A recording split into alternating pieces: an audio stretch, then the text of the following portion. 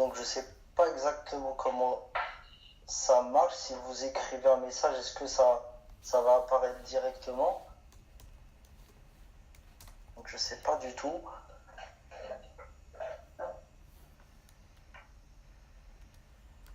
Ok. Donc oui, c'est comme ça va. D'accord. Je comprends le nouveau système. Est-ce qu'ils ont fait un nouveau système avec Skype? Ok. Je sais pas, ça m'a l'air un peu flou là. Mais bon, ça va le faire, Inch'Allah. Donc, juste il faut que je lance le direct. Et c'est parti. Donc ça laisse le temps à tout le monde de se préparer, Inch'Allah.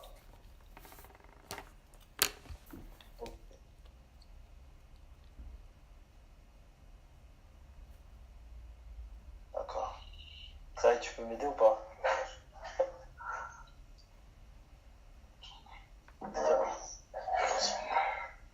Après, même si tu peux le caler là. C'est bon? Ok. Alors, on va commencer, Inch'Allah, directement. إن الحمد لله نحمده ونستعينه ونستغفره ونعوذ بالله من شرور أنفسنا ومن سيئات أعمالنا من يهده الله فلا مضل له ومن يضلل فلا هادي له وأشهد أن لا إله إلا الله وحده لا شريك له وأشهد أن محمدا عبده ورسوله صلى الله عليه وسلم. Alors, donc on avait dit qu'on allait parler de la sourate Al-Fatiha, la sourate Al-Fatiha. Cette sourate qui est très importante. Pourquoi? Parce que le Coran il commence par cette sourate. Cette sourate, elle est connue en général par cœur, de mémoire, par chaque musulman sur terre. Du moins peut-être 95% des musulmans. Donc cette sourate elle est importante. Pourquoi? Parce qu'elle débute la parole d'Allah dans le Coran. Et aussi parce que c'est une sourate qu'on répète plusieurs fois parmi les 5 prières quotidiennes. Et on répétera cette sourate, par exemple, 2 fois pendant la prière du matin, 4 fois celle du midi et de l'après-midi, 3 fois celle du soir, et on répétera le Fatiha 4 fois pour la prière de nuit. Et pas de lassitude à réciter cette sourate, car cette sourate, elle est une guérison pour les corps et pour les cœurs. Plutôt pour les cœurs et ensuite pour les corps. Cette sourate, elle guérit des maladies. Donc comme il nous est venu d'un récit des compagnons, parce qu'ils étaient en voyage, un chef de tribu est tombé malade, et il a donc fait appel à un musulman, un compagnon, pour l'exorciser. Et ce compagnon, il lui a fait ruqya, donc seulement avec Surah Al-Fatiha. Et ensuite, cet émir, ce chef, il a retrouvé la santé.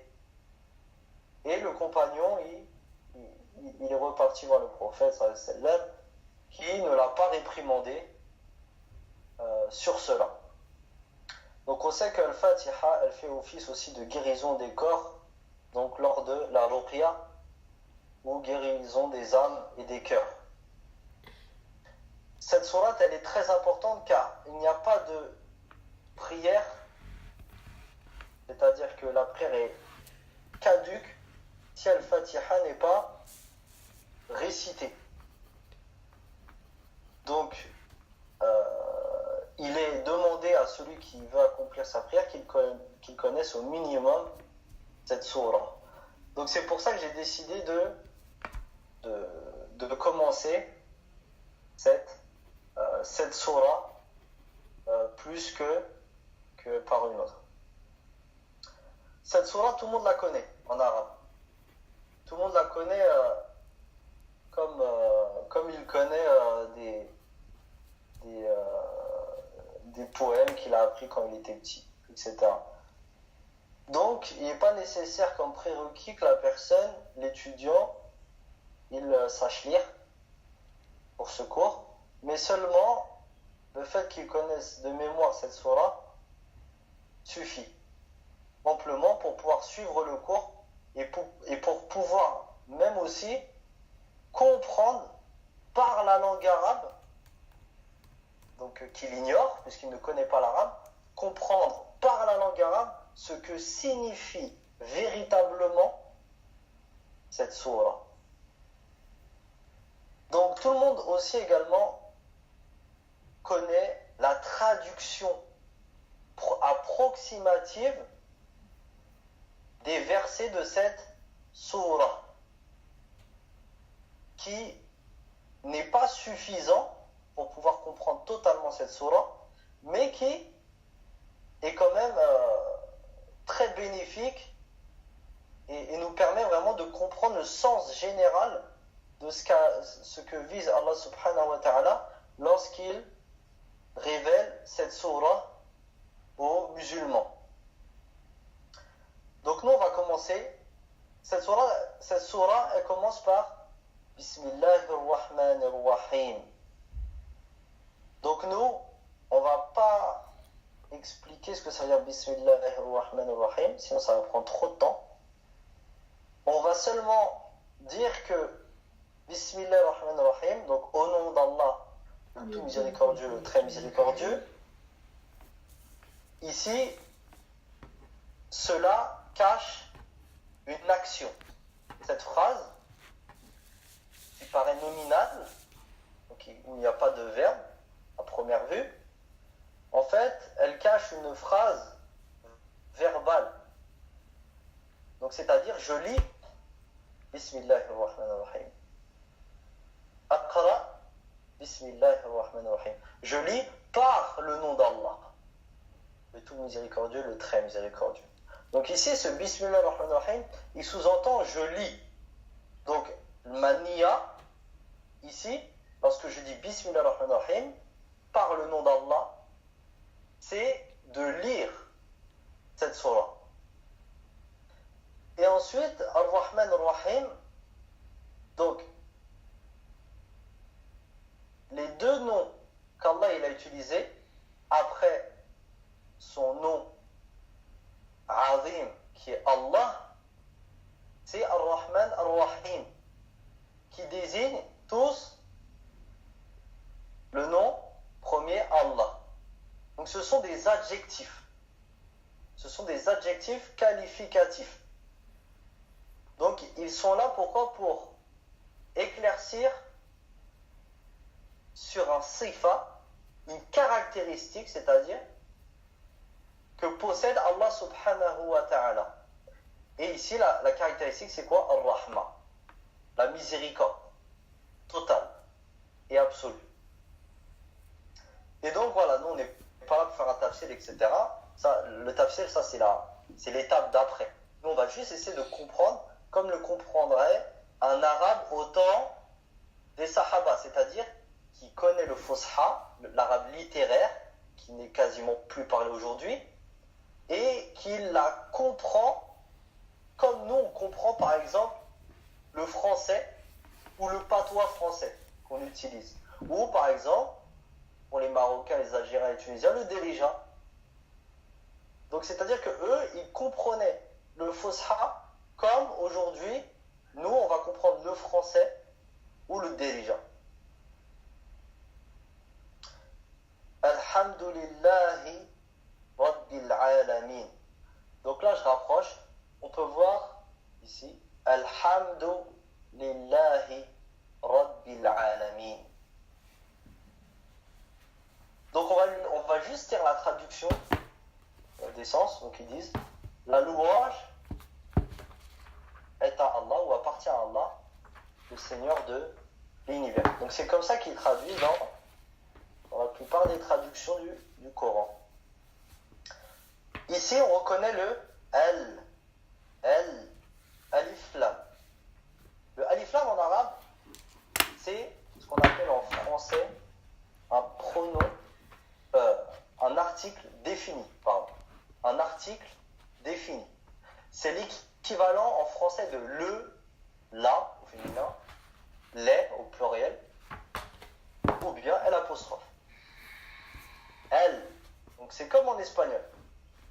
Pourquoi ? Parce que l'espagnol, il dérive en partie de la langue arabe, par la cause de la conquista. Lorsque les musulmans ils ont conquis l'Espagne, ils y ont vécu des centaines d'années. Donc la langue arabe elle s'est mêlée au langage espagnol. Donc ce L ici, c'est le L qu'on pourrait comprendre en espagnol également. Ensuite, hamd. Hamd, c'est tout, donc, comment dire, d'une manière vulgarisée, on dirait hamd, c'est la louange. La louange. Le fait d'affirmer les qualités d'une chose ou d'une personne. Al-hamd. Donc, al-hamd, c'est la louange. Al-hamd. La louange. Ici, Allah subhanahu wa ta'ala aurait pu dire les louanges. Mais il a décidé de dire la louange. Al-hamdu au singulier. Lorsque ce mot-là est au singulier avec l'article défini qui sert à définir une chose, la louange n'est pas inconnue, on parle d'une louange précise. Sinon on aurait dit hamd. Lorsqu'on utilise cette formulation, c'est que cela en fait en réalité désigne toutes les louanges qu'on peut faire. C'est-à-dire que tout ce qui nous vient, ce qui nous parvient en bien, lillah. Donc ce qui est marqué après, lillah. Donc la louange totale se fait auprès d'Allah, se fait sur tout ce qui nous arrive, tout ce qui nous parvient en bien. Alhamd. Donc ici c'est une phrase nominale. Il n'y a pas de verbe. Alhamdu lillah. Ici le li, lillah. Donc on a le li. Donc c'est pour ça que là on ne voit pas très bien. Mais c'est pour ça que c'est mieux d'avoir un support, pouvoir prendre des notes, etc. Voilà. Lillah. Donc ici le li en français, l'équivalent en français, c'est ce qu'on appelle une préposition. Donc, c'est-à-dire que la préposition en français, et d'ailleurs même en arabe, elle va apporter une, comment dire en français, elle va apporter une indication sur un temps ou un lieu. Un temps ou un lieu.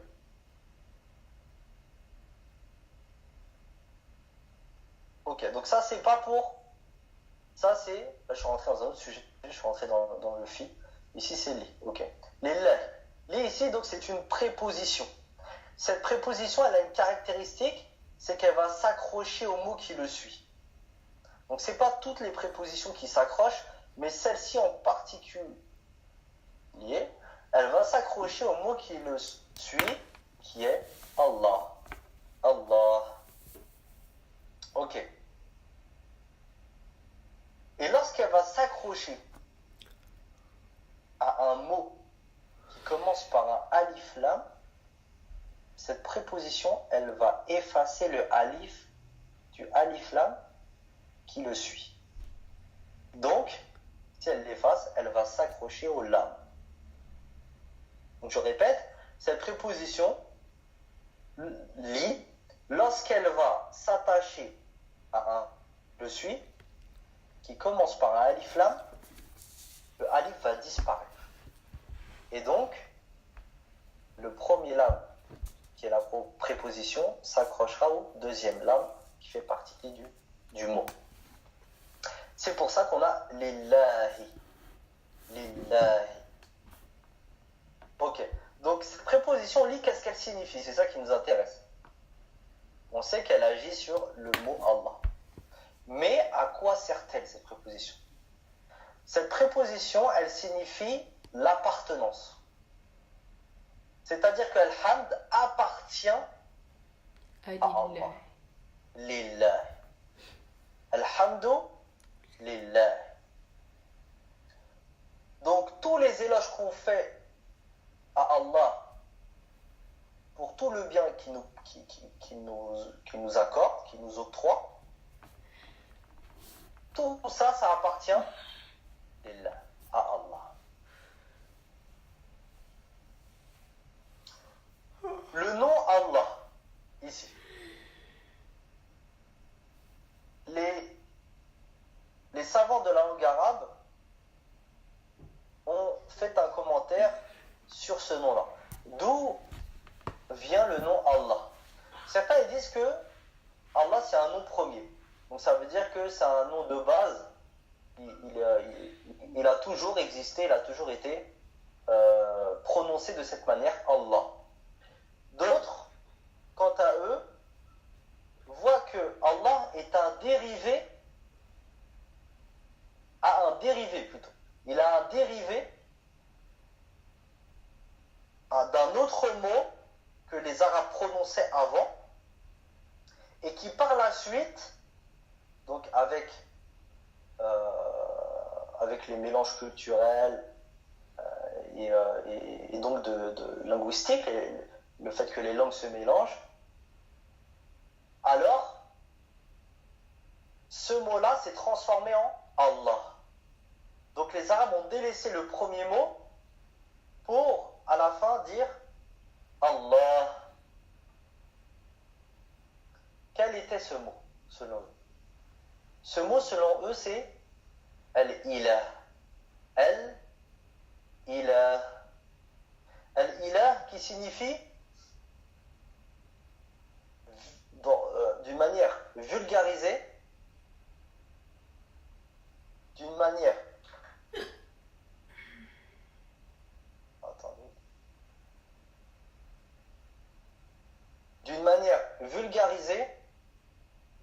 signifie la divinité. Donc ce qui est adoré. Mais cela signifie aussi celui qu'on aime d'un amour intense. Al-Ilah, c'est celui vers qui se porte en priorité notre cœur. D'un amour immense et prioritaire sur tout autre amour. Et donc, Al-Ilah, avant les Arabes, ils disaient Al-Ilah. Et avec le temps, ils ont enlevé le I de Al-Ilah, qui est devenu Allah. L'abréviation Allah. Donc, c'est ce que voient certains savants de la langue arabe. Donc, là, ce qu'il faudrait, c'est... Parce qu'il n'y a plus de batterie sur le banc. Je sais pas. Un chargeur? Ouais. Non. Il regarde là-bas. Donc je continue. Alhamdulillah. Alhamd appartient à Allah. Rabbil alamin. Donc, Ar-Rabb, ici, les savants ils disent que c'est un ni'at ou un badal. C'est un adjectif. Donc un adjectif qui est rattaché à Allah. Donc comme tout à l'heure on a dit Ar-Rahman est un adjectif qui est rattaché à Allah. Donc certains savants, ils ont dit c'est un adjectif. D'autres savants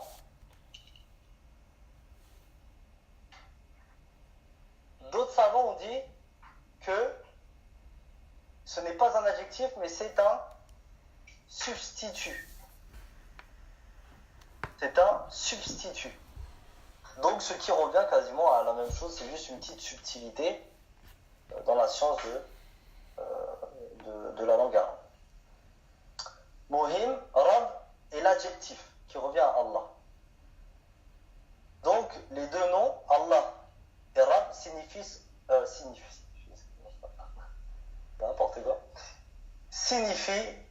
en vérité la même chose et représentent la même entité, c'est-à-dire Allah subhanahu wa ta'ala. Rabbil alamin. Donc Rabb, c'est quoi? Les Arabes ils disent que Rabb, par exemple on va dire Rabbul Bayt. Donc Rabbul Bayt c'est quoi? Ok, ça marche. Rabbul Bayt, c'est le chef de la maison, le responsable de la maison, le père de famille, c'est le propriétaire de la maison, on dit Rabbul Bayt. Rabb. Donc comme on dit en français, on dit le seigneur de telle contrée, etc. Donc c'est le responsable. C'est lui le chef et c'est lui qui supervise ce qui est sous sa charge. Ici, Rabbul Bayt, c'est-à-dire le Bayt, le foyer. Aussi, on dit quoi? On dit les savants Rabbaniyoun, Rabbaniyin. Les savants éducateurs. Rabbaniyoun, ça veut dire que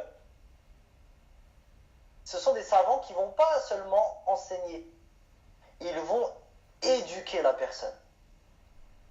Donc ça va au-delà d'un simple enseignement intellectuel, mais ça va être un éducateur. Il va t'apprendre les mœurs, les caractères, les façons de se comporter, etc., etc. Ici, Ar-Rab, ils ont dit donc, Ar-Rab, c'est le roi, c'est le chef. Allah, il se caractérise par l'adjectif Rab. C'est le chef. C'est le chef. Et Ar-Rab aussi, c'est celui qui donne le rizq. Il va donner le rizq, la subsistance, à ceux dont qui il est le chef. Sur qui il est le chef. Donc ceux qui sont sous sa charge. Et enfin, Rab, ça signifie aussi le fait qu'Allah subhanahu wa ta'ala, il donne la vie et la mort à ce dont il est le chef. Alhamdulillah. Donc, c'est comme si Allah subhanahu wa ta'ala, il t'argumente. Il te dit Alhamdulillah, la louange appartient à Allah. Pourquoi? Limada Ya Rabbil Alamin. Parce que c'est lui le chef. C'est lui le chef de l'univers. C'est lui qui apporte à l'univers ce dont il a besoin pour perdurer, pour persister. Et c'est lui qui donne vie aux choses et ensuite qui les supprime, ces choses. Rabbil Alamin. Al-Alamin, c'est le pluriel de Al-Alam. Al-Alam, c'est le monde. La terre, le monde. Al-Alam. Al-Alamin, c'est tous les mondes. Donc, tout ce qui existe en dehors d'Allah subhanahu wa ta'ala, Al-Alamin. Donc, Allah, c'est le roi de toutes choses en dehors de lui. Et c'est lui qui donne vie et mort à toutes choses en dehors de lui. Et c'est lui qui apporte son soutien de toute manière à ce qui est en dehors de lui. Et c'est pour cela donc que Alhamdulillah. C'est pour ça que toutes les louanges pour le bien qui nous parvient lui appartiennent. Rabbil Alamin. Donc Rabbil Alamin, Rabb, ici, Rabbil Alamin, c'est ce qu'on appelle Al-Idafa dans la langue arabe, ce qu'on appelle l'annexion. Le fait que les deux mots là, les deux termes, Rabb et Al-Alamin, vont être annexés ensemble, l'annexant et l'annexé. Donc ça veut dire que le Rabb, qu'Alhamdulillahi Rabbil Alamin, c'est le Rabb. Plutôt, on va parler de l'autre sens. Tous les mondes, ils possèdent ce Rabb. Tous les mondes, ils ont comme Rabb Allah subhanahu wa ta'ala. Rabbil Alamin. Ok. Ar-Rahman, Ar-Rahim. Donc ce qui traduit par le tout miséricordieux, le très miséricordieux. Ici, ce sont deux adjectifs également dans ces versets-là. Ar-Rahman, na'at thanin, Ar-Rahim, na'at thalith. Donc Ar-Rahman, c'est le second na'at. Donc on a dit, on a Allah. Allah, c'est le qualifié. Il est qualifié par le premier adjectif, Rabb. Le second adjectif, Ar-Rahman. Le troisième adjectif, Ar-Rahim. Et enfin, le quatrième, Malik. Le maître, le roi. Le responsable. Donc ici, Allah subhanahu wa ta'ala, après son nom Allah, il a cité d'autres noms. Rabb, Rahman, Rahim, Al-Malik. Tous sont faits pour éclaircir sur une caractéristique que possède Allah subhanahu wa ta'ala. Donc ce qu'on appelle un adjectif en français. Maliki, Yawmiddin. Le maître de quoi? Donc c'est le Malik, le roi de quoi? Yawmiddin. Yawm. Yawm. Donc al-yawm, al-ayyam au pluriel. Le jour, les jours. Ayyam. Yawm. On va dire Yawmul Jumu'ah. Etc. Donc Yawm, ça veut dire le jour. Donc c'est le maître du jour, ad-din. Ici, ad-din, son sens qu'on connaît, c'est la religion. Mais dans le sens ici, ad-din, ça sous-entend Yawm, c'est-à-dire, ça sous-entend la rétribution. Le jour de la rétribution. Maliki Yawmiddin, c'est le maître du jour de la rétribution. Et ici, il y a encore une fois ce qu'on appelle al-idafa, l'annexion. C'est-à-dire que la rétribution appartient à un jour. Et le jour de la rétribution appartient au roi. Il est appartenu par le roi. Maliki Yawm ad-din. Yawmiddin. Ok. Iyyaka na'budu wa iyyaka nasta'in. Donc ce qu'on traduit de manière vulgarisée par c'est toi seul que nous adorons et c'est toi seul que nous implorons, dont nous implorons, nous cherchons secours. Iyyaka, c'est un pronom personnel. Donc c'est comme anta. Iyyaka.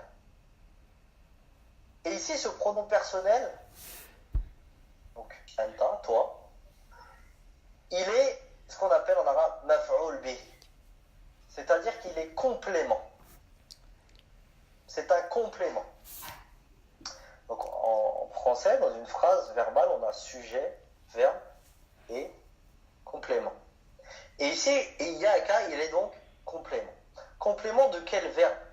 Du verbe qui a juste après na'budu. Iyyaka na'budu. ici, le verbe, c'est nous adorons. Na'budu, qui vient de abada, ya'budu, abid. Donc c'est-à-dire, ce terme il est utilisé aussi pour les esclaves à l'époque, qui étaient possédés par leur maître.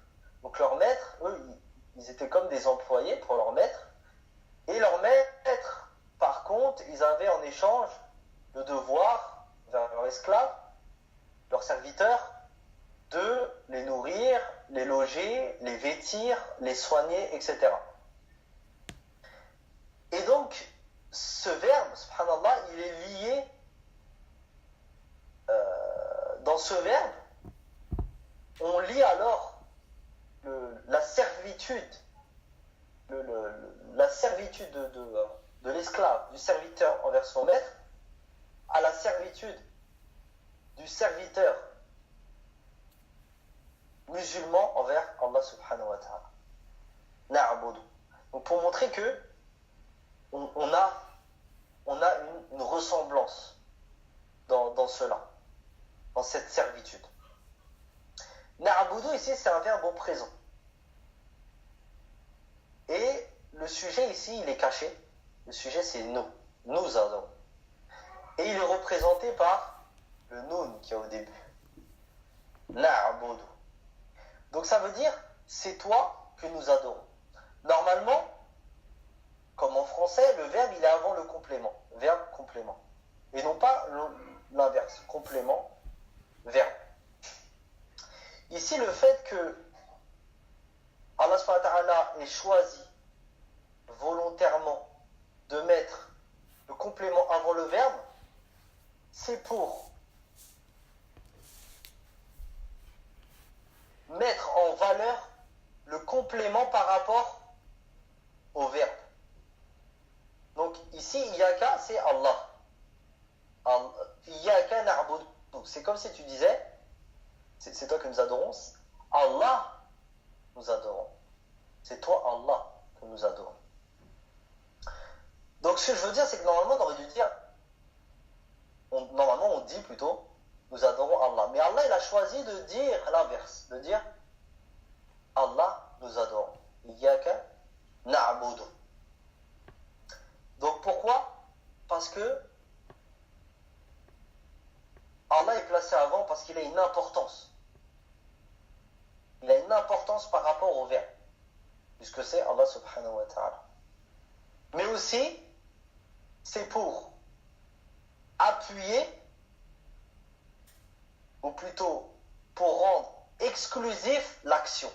C'est-à-dire que c'est toi seul que nous adorons. Si on dit, nous adorons toi, ça peut vouloir dire quoi? Ça peut vouloir dire na'budu iyyaka wa iyyahu wa iyyahum wa iyyakum.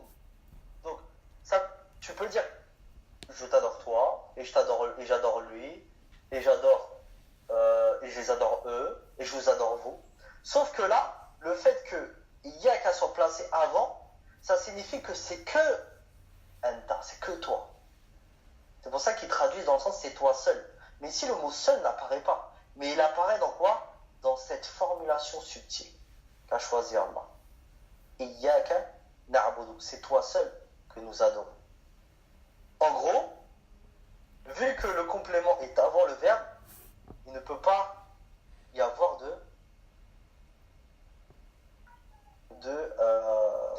d'autres compléments. Iyyaka na'budu. Wa, donc wa c'est une conjonction de coordination. Et c'est toi seul que nous adorons. Et iyyaka nasta'in. Donc pareil. Et Allah subhanahu wa ta'ala, il a mis iyyaka avant nasta'in qui veut dire nous cherchons secours, qui est un verbe au présent. Et le sujet c'est nous. Nous cherchons, qui est représenté par le nun au début. Bien sûr, on est au verbe, voilà, au présent, au temps présent. Wa iyyaka nasta'in. Et donc, Allah, il nous dit que c'est seulement Allah, nasta'in, vers qui nous cherchons secours. Ici, Allah subhanahu wa ta'ala, il a fait précéder l'adoration à la recherche de secours. Pourquoi? Parce que pour adorer Allah, pour pouvoir adorer Allah comme il nous le demande, nous avons besoin de chercher l'aide, son aide, afin d'accomplir l'adoration comme il se doit. C'est pour ça qu'il a cité l'aide après. Ihdina as-sirata al-mustaqim. Et on va finir sur ça, ça va être plus rapide que ce qu'il y a. Ihdina ici, c'est ce qu'on appelle fi'al amr, les du'a. C'est un verbe à l'impératif en français. Donc c'est un verbe qui sert à donner un ordre. C'est un verbe qui sert à donner un ordre. Ihdina. Ihdina, ce verbe, c'est yahdi, le fait de guider. Donc, on demande à Allah quoi? La guider. Ihdina. Et ici, le sujet, c'est nous. Guide-nous. Nous qui est représenté par le pronom na. Ihdina. Guide-nous. Ihdina. On a supprimé le ya ici. De yahdi, ihdina. Comment on sait, dans un verbe impératif qui commence par un alif, comment on sait, puisqu'il n'y a pas de voyelle, comment on sait que c'est i ici et c'est pas ou c'est pas a? Comment on sait? Tout simplement, regarde la troisième consonne. Donc alif, première consonne, deuxième consonne, del, troisième consonne. Sur la troisième consonne, quelle est la voyelle? C'est la kasra. Si c'est la kasra, ce sera i. Si c'est la fatha au-dessus, donc c'est la voyelle a, ce sera i aussi. Ihdina. Et si c'est la voyelle ou, par contre, sur la troisième consonne du verbe à l'impératif, ce sera ou, comme ukt.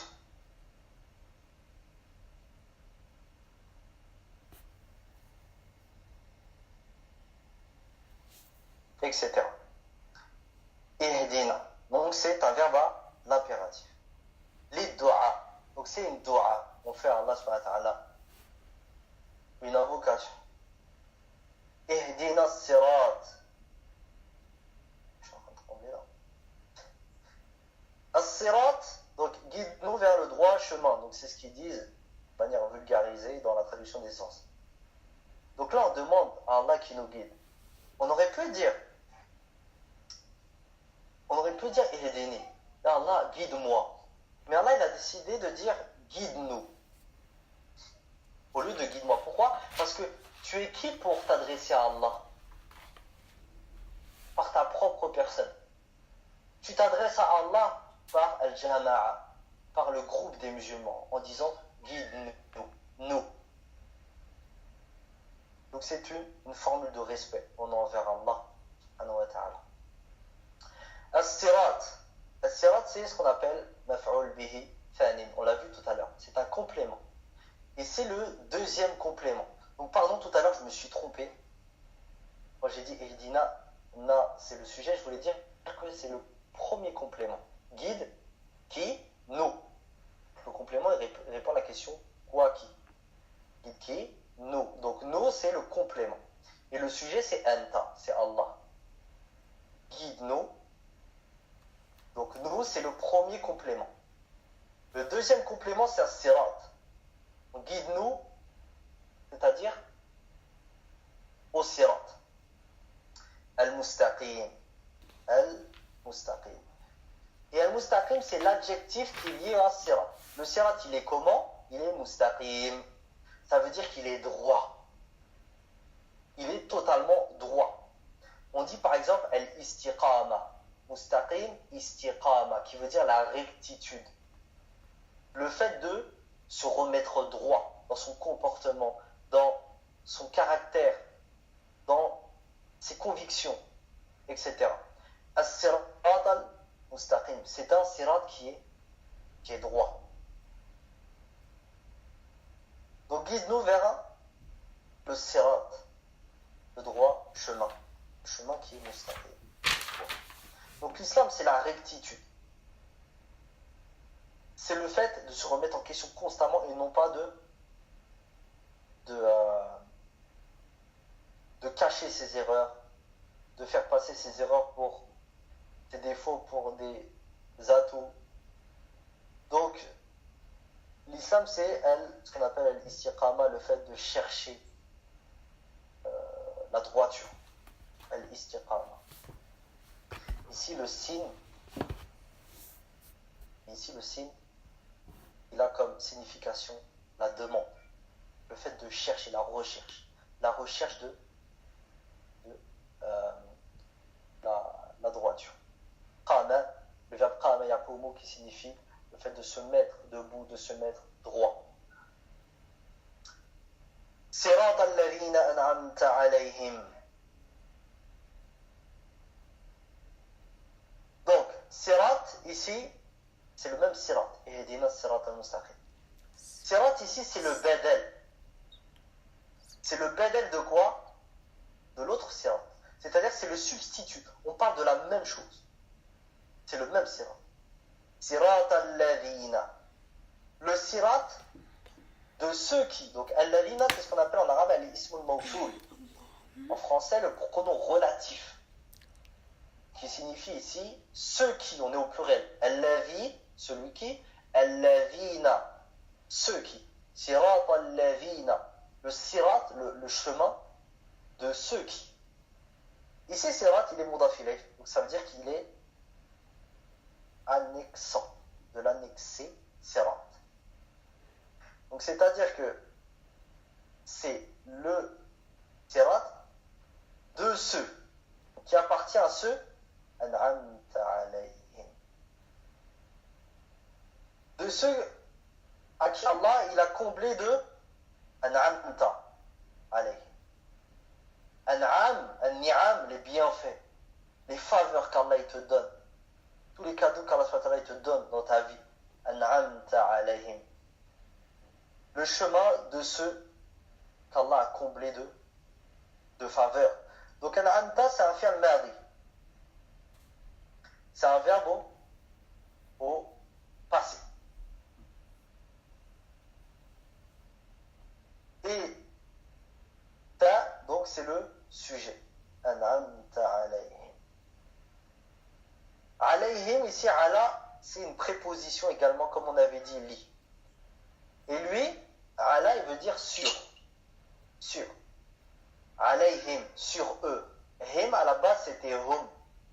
Et pour qu'il y ait une fluidité dans la lecture, dans la prononciation, on a mis un i, une kasra à la place du ou, la dame. Et le ya, qui donnait ala, ici, s'est transformé en ya, sukun, donc alayhim. Donc le alif, qui ressemble à un ya sans les points de ala, s'est transformé en un ya. Alayhim. C'est-à-dire alahum. Donc, les bienfaits qui étaient vers eux. Alahum, sur eux, vers eux. Ghayril maghdubi alayhim. Donc ici, en gros, Allah SWT, il cite le chemin vers qui on doit demander. Le chemin vers quoi on doit demander. Quel chemin on doit demander à Allah SWT? C'est le chemin de ceux à qui Allah SWT a donné ses faveurs.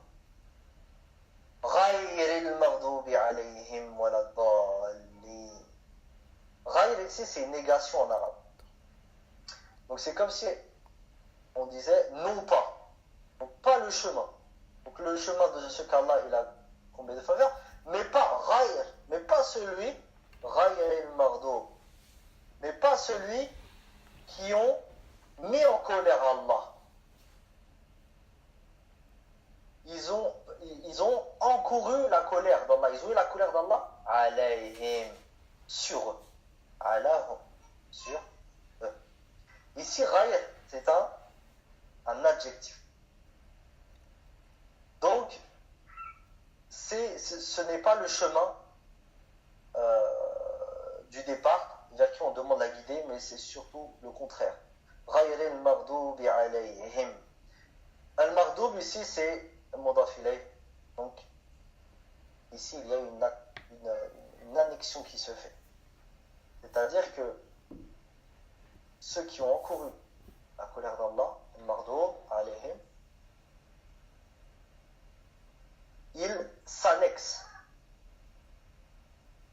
Ils s'annexent avec ce qu'il y a avant. غير المغضوب عليهم ولا الضالين. Le wa ici, donc, il signifie et. Donc c'est une conjonction, harf al-'atf. ولا الضالين. Le la, c'est زائدة للتأكيد نف. Donc on le rajoute. Pourquoi? Pour confirmer la négation. C'est comme si on disait et ni. Comme on dit et ni les autres. Je l'aime pas lui et ni les autres. Et ni wala dallin. Et ni ad-dallin, c'est-à-dire les égarés, ceux qui sont dans ad-dalal, l'égarement. Et ici, ad-dallin, il est ce qu'on appelle ma'touf, c'est-à-dire qu'il suit la conjonction et a un rapport avec ce qui est avant. Al-Mardo. Donc, non pas le chemin de ceux qui ont encouru la colère d'Allah et ni des égarés. Donc les deux se rejoignent. Et enfin, on dit à la fin de cette sourate Amin, qui est ce qu'on appelle un ism fa'il, et qui signifie ism fi'al, et qui signifie istajib, c'est-à-dire où Allah exauce-moi, je te demande l'exaucement de cette dua. Donc voilà ce qu'il en est par rapport à la sourate Al-Fatiha, et ceci n'est qu'une approche résumée que j'ai faite, et donc les prochains cours n'auront aucun rapport, comme je disais, avec celui-ci, pour que tout le monde, pour que personne ne puisse louper des cours. S'il y a des questions, je laisse quelques minutes. Ceux qui veulent partir, ils peuvent partir. Ceux qui veulent poser leurs questions, ils peuvent poser leurs questions devant tout le monde ou en privé, sur Skype, sur Insta. Et je répondrai soit en direct, instantanément, ou sinon en privé. Inch'Allah. سبحانك اللهم وبحمدك أشهد أن لا إله إلا أنت أستغفرك وأتوب إليك. Donc s'il y a des questions, je laisse 3 minutes, Inch'Allah.